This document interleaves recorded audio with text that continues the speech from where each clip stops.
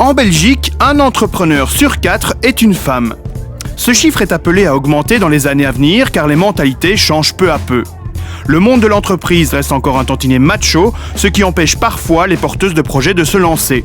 Avec la SBL Féminin PME, Anne Gadisser veut pousser les femmes à oser entreprendre.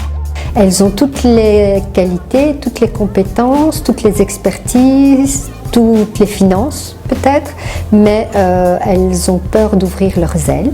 Donc je vais dire le premier frein c'est elles, le deuxième frein c'est la mère. Pourquoi ? Parce que la mère va dire à sa fille « Écoute ma chérie, qui va s'occuper des enfants si tu deviens entrepreneur ? Tu vas pas laisser ton boulot de salarié, qu'est-ce que c'est ?» Donc c'est vraiment, c'est très familial et dans la famille, c'est plus particulièrement la mère. Catherine Etich a lancé Catch You, sa société de décoration intérieure à destination des particuliers mais aussi des entreprises. Mais en tant que femme entrepreneur, elle a parfois affronté des a priori sur ses compétences. La difficulté, c'est déjà de ne pas passer pour une potiche, parce que c'est généralement l'idée directe que l'entrepreneur a de la femme. Donc voilà, il faut déjà venir avec des bons arguments, il faut se défendre, pas se laisser faire et adapter son dialogue à la façon masculine, quoi.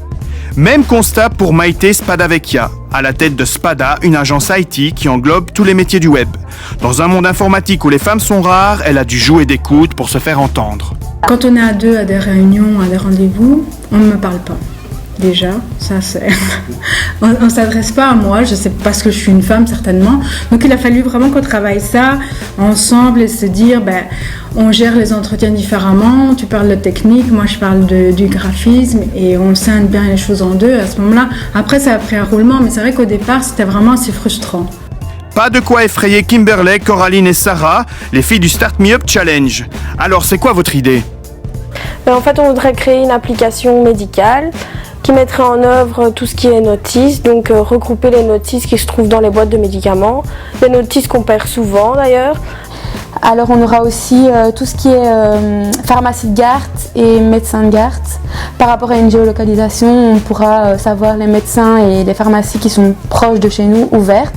Féminin PME a pu récolter 2 statistiques marquantes. Ravalez votre orgueil, messieurs. Une femme crée 3 fois plus d'emplois et dégage 2 fois plus d'entrées financières. Alors, c'est quoi votre secret, les filles ? Le sens de la diplomatie et puis la créativité, je pense. Je trouve qu'une femme est beaucoup plus organisée qu'un homme et elle gère mieux l'argent, je trouve aussi. On est déjà des entrepreneurs en tant que femme, en tant que mère, voilà. Donc c'est pas plus difficile de créer une société que d'avoir un enfant ou de créer une famille ou de s'imposer sur un plan professionnel, que ce soit en tant qu'employé ou en tant qu'indépendant. Livy, Kimberley et Coraline ont pu rencontrer des femmes entrepreneurs. Et finalement, nos starters féminins n'affichent pas de sentiment d'infériorité par rapport aux garçons. Leurs inquiétudes, leurs questions sont les mêmes et les mentalités changent peu à peu.